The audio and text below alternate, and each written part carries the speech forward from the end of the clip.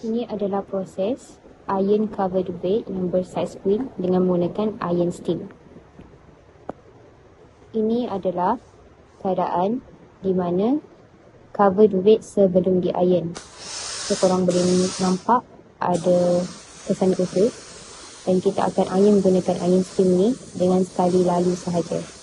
Kemudian kusut akan hilang.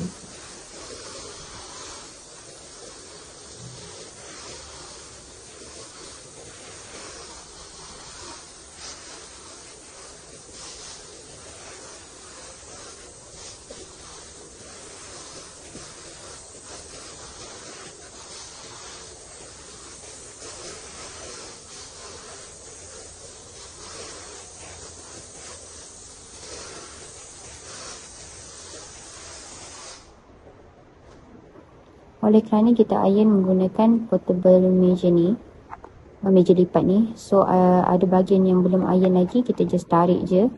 Kemudian teruskan iron dekat bahagian yang belum kita iron lagi. Sama juga dengan bahagian belakang.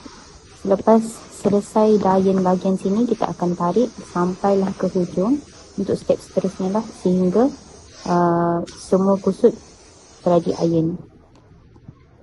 Ginilah keadaan duvet cover selepas di iron.